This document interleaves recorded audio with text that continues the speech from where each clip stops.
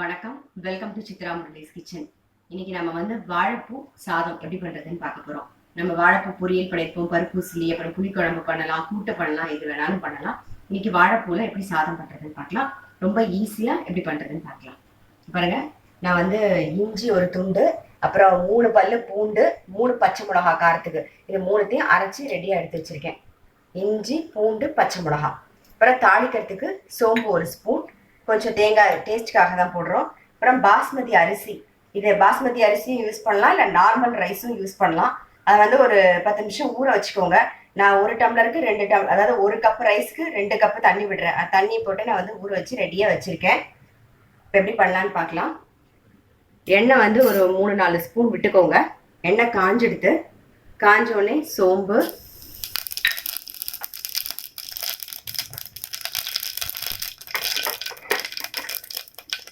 வெங்காயம் நல்ல பெரிய வெங்காயமா எடுத்துட்டு இருக்கேன். ஒன்னா நீங்க ஒரு 2 வெங்காயம் போட்டுக்கோங்க.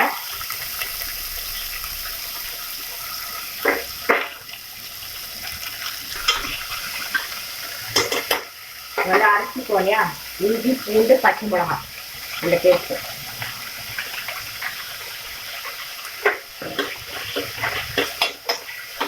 வாசனை போகிறதுக்கு வந்து நல்லா வதங்கட்டும்.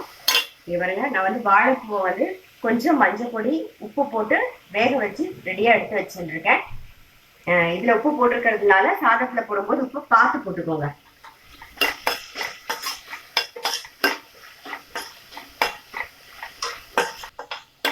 பாருங்க, வெங்காயம் எல்லாம் நல்லா வதங்கிடுத்து. வாழைப்பூ போட்டு வதக்கிடலாம்.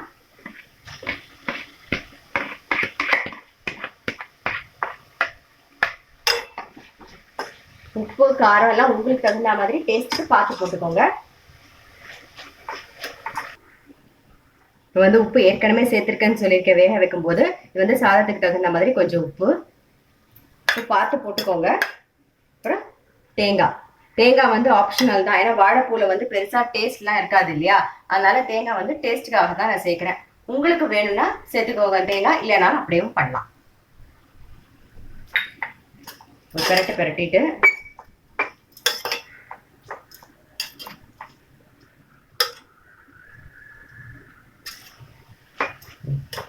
இந்த மாதிரி அடி கனமான பாத்திரம் இருந்ததுன்னா இப்படியே நீங்க சாதம் அரிசியை போட்டு வேக வைக்கலாம். அப்படி இல்லை அப்படின்னா குக்கர்ல வந்து இதே மாதிரி வதக்கிட்டு எல்லாம் மிக்ஸ் பண்ணி தண்ணி அரிசி எல்லாம் போட்டதுக்கு அப்புறம் ஒரே ஒரு விசில் விட்டு ஆஃப் பண்ணிடுங்க. மீடியம் ஃப்ளேம்ல வச்சு ஒரு விசில் விட்டு ஆஃப் பண்ணிடுங்க.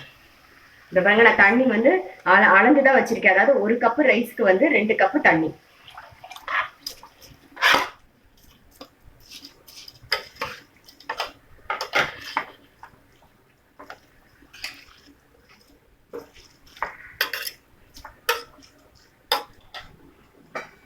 இப்போ மூடி வச்சிருவோம்.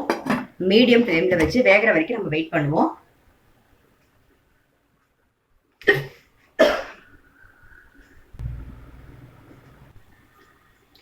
வெந்துருத்தான்னு ஒரு வாட்டி பார்ப்போம். பாருங்க, ஆல்மோஸ்ட் இன்னொரு 2 நிமிஷம் இருந்தால் போதும். ஒரு 2 நிமிஷம் ஆயிடுத்து. பாருங்க, நல்லா வெந்துடுத்து. நீங்கள் என்ன பண்ணுங்க, இதை அப்படியே மூடி ஆஃப் பண்ணிட்டு, அடுப்பை ஆஃப் பண்ணிட்டு ஒரு 10 நிமிஷம் அப்படியே மூடி வச்சிருங்க. கொஞ்சம் நேரம் கழிச்சு எடுத்து பார்த்தீங்கன்னா நல்லா பலபலன்னு நல்லா உதிர்ந்து இருக்கும். ஸோ நம்மளுடைய வாழைப்பூ சாதம் வந்து ரெடி ஆயிட்டு. இதுக்கு வந்து தயிர் பச்சடி தான் நல்லா இருக்கும். கண்டிப்பாக உங்கள் வீட்டில் நீங்கள் ட்ரை பண்ணி பாருங்க. நான் வந்து அடுத்த ரெசிபியில் சந்திக்கிறேன்.